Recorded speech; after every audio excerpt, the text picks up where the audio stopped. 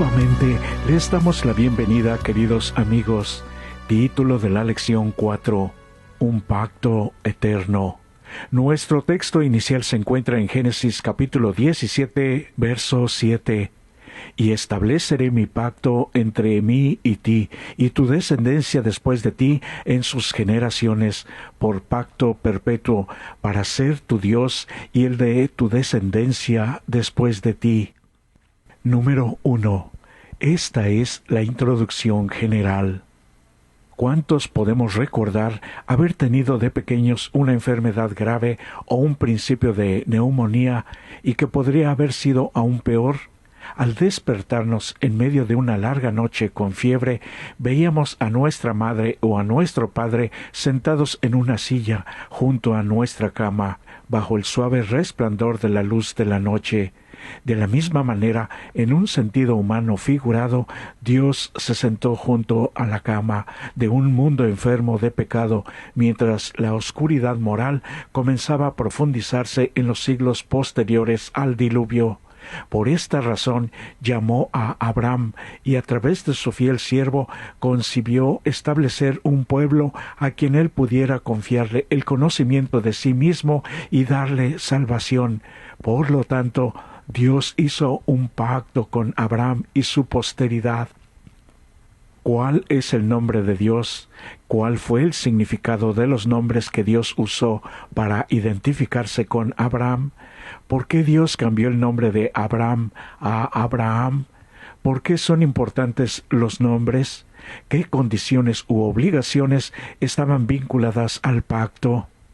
Número 2. Yahvé y el pacto con Abraham. A veces los nombres pueden ser como marcas registradas.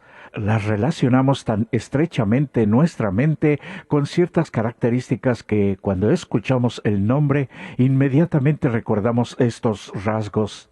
¿Qué rasgos se te vienen a la mente, por ejemplo, cuando piensas en algunos nombres? Por ejemplo, Alberto Einstein, Gandhi, Dorcas, Moisés. Cada uno se relaciona con determinadas características e ideales.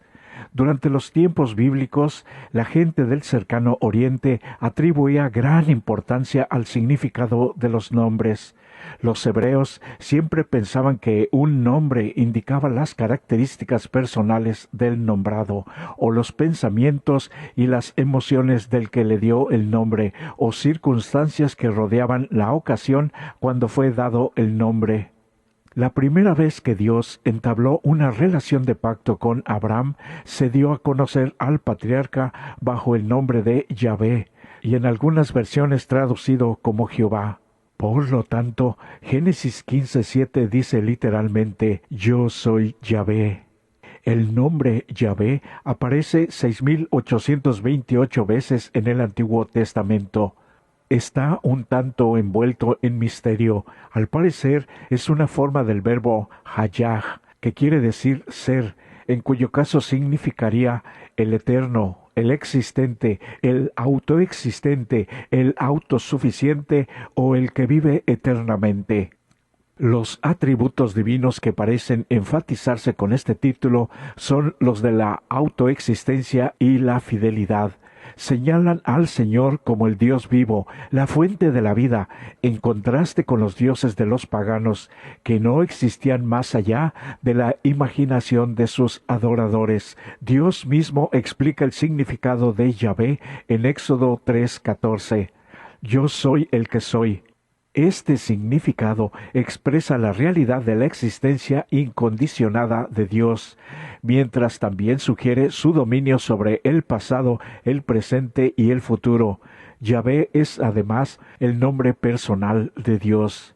La identificación de Yahvé como aquel que sacó a Abraham de Ur se refiere al anuncio del pacto de Dios con él en Génesis 12, versos 1 al 3.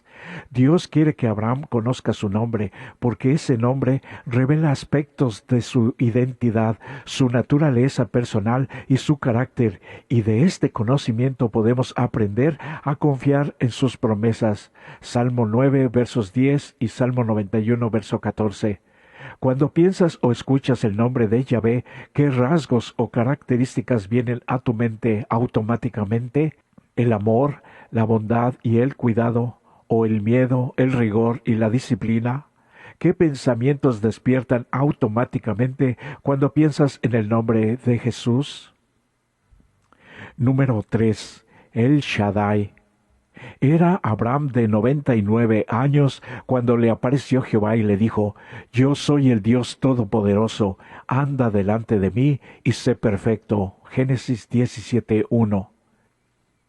Yahvé se le había aparecido a Abraham varias veces antes, de acuerdo a Génesis capítulo 12, 13 y 15. Ahora, en el texto anterior, Yahvé se le aparece nuevamente a Abraham. Se le apareció Jehová a Abraham, presentándose como Dios Todopoderoso, un nombre que se usa solo en el libro de Génesis y en el libro de Job. El nombre Dios Todopoderoso consiste primero en Él, el nombre básico de Dios utilizado entre las tribus semitas. Aunque el significado exacto de Shaddai no es del todo certero, la traducción Todopoderoso parece ser la más precisa. Comparar con Isaías 13:6 y Joel 1:15. La idea primordial en el uso de este nombre parece ser la de contrastar la fuerza y el poder de Dios con la debilidad y la fragilidad de la humanidad. Si leemos Génesis 17 versos 1 al 6, que ayuda a ubicar todo un contexto más amplio, ¿por qué querría el Señor en este momento enfatizar a Abraham su fuerza y su poder? ¿Qué le estaba por decir Dios que requería que Abraham confiara en esa fuerza y ese poder? Observa especialmente el versículo 6. Una traducción literal de Génesis 17, 1 al 6 sería: Jehová se apareció a Abraham y le dijo: Yo soy el Shaddai, anda delante de mí y sé perfecto, y haré mi pacto entre tú y yo, y te multiplicaré en gran manera, y serás padre de una multitud de naciones, y te haré fructífero en gran manera. Este mismo nombre aparece también en Génesis 28:3, donde Isaac le dice que el Shaddai bendecirá a Jacob, lo hará fecundo y lo multiplicará. Una promesa similar de El Shaddai se encuentra en Génesis capítulo 35 verso 11, capítulo 43 verso 14 y capítulo 49 verso 25, pasajes que sugieren la prodigalidad de Dios. Él, el Dios de poder y de autoridad, y Shaddai, el Dios de riquezas inagotables, riquezas que está dispuesto a otorgar a quienes las busquen con fe y obediencia. Se ha dicho que una rosa con cualquier otro nombre olería igual de dulce, con la idea de que el nombre no importa. Sin embargo, cuánto consuelo y esperanza tendrías si el nombre del Señor fuera el Dios frágil o el Dios débil. Analiza el texto de hoy. Reemplaza a Dios Todopoderoso con estos dos nombres anteriormente mencionados. ¿Cómo estarían tu fe y tu confianza en Él si el Señor se presentara a nosotros de esa manera? Al mismo tiempo, ¿cómo nos reconforta el nombre El Shaddai? Número 4. De Abraham a Abraham. Génesis 17, versos 4 y 5. Aunque los nombres de Dios entrañan un significado espiritual y teológico, este tipo de significados no se restringen solo a Dios. Los nombres de personas en el antiguo cercano oriente no eran solo formas irrelevantes de identificación como a menudo lo son para nosotros. En la actualidad no hay mucha diferencia al ponerle el nombre de María o Susana a una niña. No obstante, para los antiguos semitas, los nombres personales estaban cargados de significado espiritual. Todos los nombres semíticos de personas tienen significado y generalmente consisten en una frase u oración corta que consta de un deseo o una expresión de gratitud por parte de los padres. Por ejemplo, Daniel significa Dios es juez, Joel significa Yahvé es Dios, o Natán significa don de Dios. Debido a la importancia que se le da a los nombres, estos a menudo se cambian para reflejar un cambio radical en la vida y las circunstancias de una persona. Busca los siguientes textos, qué situaciones abordan y por qué hubo cambio de nombres en estas situaciones. Número 1. Génesis capítulo 32, verso 28. Número 2. Génesis capítulo 41, verso 45. Número 3. Daniel capítulo 1, verso 7. En cierto sentido, no es tan difícil, incluso para la mente moderna, comprender la importancia del nombre de una persona. Hay efectos sutiles y a veces no tan sutiles. Si a alguien constantemente le dicen tonto o feo, y si muchos usan esos apelativos para dirigirse a esa persona todo el tiempo, tarde o temprano, esos nombres podrían tener un impacto en cómo esa persona se ve a sí misma. De la misma manera, al ponerle ciertos nombres a las personas o cambiárselos, parece posible influir en su autopercepción y, por lo tanto, influir sobre cómo actuarían. Tienen que ver mucho con su carácter entonces. Con esto en mente, no es tan difícil entender por qué Dios quiso cambiarle el nombre Abraham por Abraham. Abraham significa el Padre es exaltado. Dios lo cambió por Abraham, que significa Padre de una multitud. Al observar la promesa del pacto en la que Dios dice, te multiplicaré en gran manera y haré naciones de ti y reyes saldrán de ti, el cambio de nombre tiene más sentido. Quizás haya sido la forma en que Dios ayudó a Abraham a confiar en la promesa del pacto que se le hizo a un hombre de 99 años, casado con una anciana que hasta entonces había sido estéril, no podía tener hijos. En resumen, Dios lo hizo para ayudar a Abraham a aumentar la fe en sus promesas. Número 5. Etapas del pacto. Se recomienda leer Génesis capítulo 12, versos 1 y 2. En esos dos versículos se revela la primera etapa de la promesa del pacto de Dios a Abraham. Hay tres. Dios se acercó a Abraham, le dio una orden y luego le hizo una promesa. Ese acercamiento manifiesta que Dios, en su misericordia, escogió a Abraham para ser el primer personaje clave de su pacto especial de gracia. La orden implica la prueba de confianza total en Dios. La promesa, aunque fue destinada específicamente a los descendientes de Abraham, en última instancia incluye una promesa para toda la raza humana. La segunda etapa del pacto de Dios con Abraham se presenta en Génesis capítulo 15 versos 7 al 18. ¿En qué versículos encontramos algunos de los mismos pasos que aparecieron en la primera etapa? El acercamiento de Dios al hombre. ¿En qué versículos? El llamado a la obediencia humana. ¿En qué versículos? La promesa divina. ¿En qué versículos?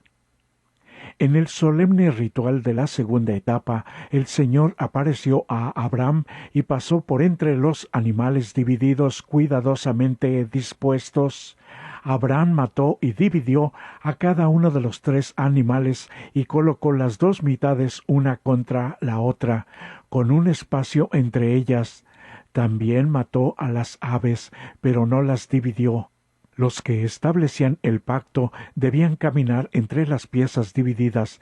De esta manera prometían simbólicamente obediencia perpetua a las disposiciones solemnes acordadas. Describe lo que sucedió durante la tercera y última etapa del pacto divino con Abraham en Génesis capítulo 17 versos 1 al 14. El nombre Abraham pone de relieve el deseo y el propósito de Dios de salvar a todos los pueblos.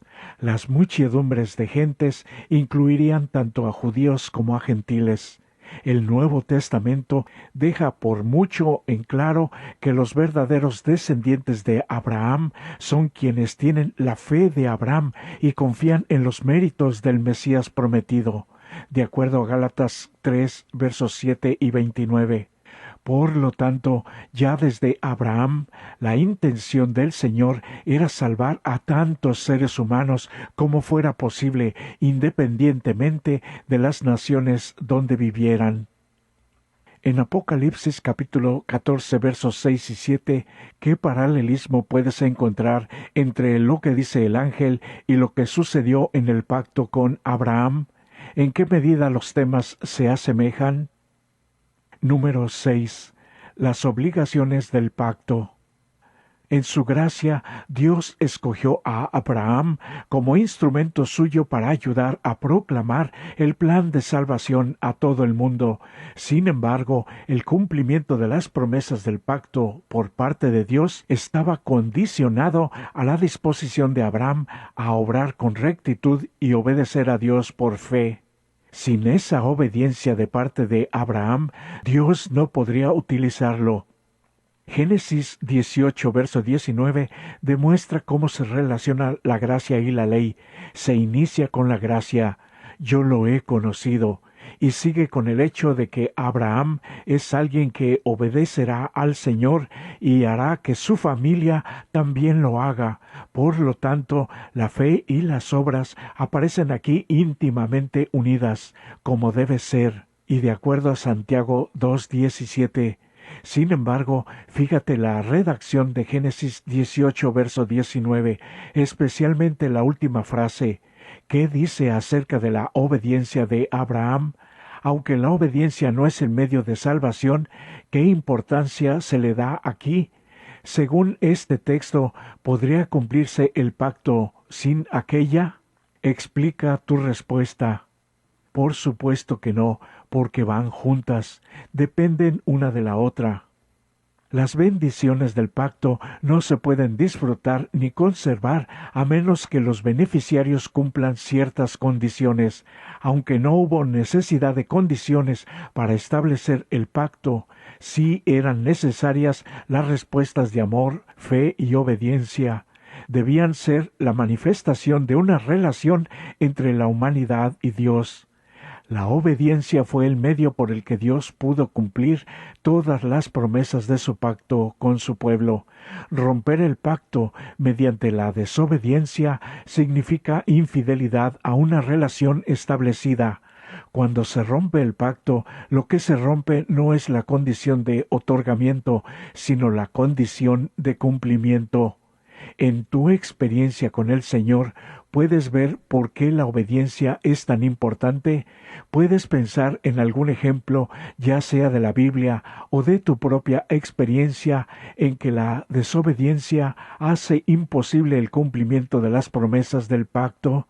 Si es así, ¿cuáles son? Y lo más importante, ¿cuál es el remedio? Definitivamente, cuando nosotros nos alejamos de Dios y lo desobedecemos, las condiciones se rompen y las consecuencias negativas vendrán sobre nosotros.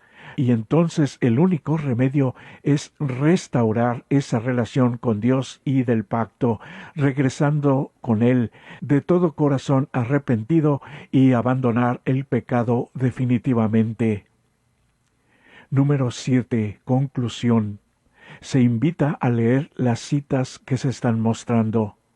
El arco iris es una señal de pacto de Dios con Noé, y en Génesis 17:10 se describe cuál fue la señal de pacto de Dios con Abraham. La circuncisión estaba destinada, número 1, a distinguir la descendencia de Abraham de los gentiles, de acuerdo a Efesios 2:11. Número 2, a perpetuar el recuerdo del pacto de Jehová, en Génesis 17:11. Número 3, a fomentar el cultivo de la pureza moral, Deuteronomio 10:16. Número 4, a representar la justificación por la fe, Romanos 4:11. Número 5, a simbolizar la circuncisión del corazón, capítulo 2, verso 29. Y número 6, a prefigurar el rito cristiano del bautismo, Colosenses capítulo 2, versos 11 y 12, y todo de acuerdo al comentario bíblico adventista, tomo 1, página 335. El arco iris permanecerá como una señal de promesa de Dios hasta el fin del mundo, pero la señal de la circuncisión no. Según el apóstol Pablo, Abraham recibió la circuncisión como una muestra de la justicia que había recibido por la fe en Dios. Romanos 4:11. Sin embargo, a través de los siglos, la circuncisión llegó a significar la salvación por la obediencia a la ley. Para la época del Nuevo Testamento, la circuncisión había perdido su significado. Se habían vuelto legalistas. El elemento esencial es la fe en Jesucristo, que conduce a una vida transformada y obediente. Y podemos leer Gálatas capítulo 5 verso 6 y capítulo 6 verso 15 y Primera de Corintios capítulo 7 versos 18 y 19.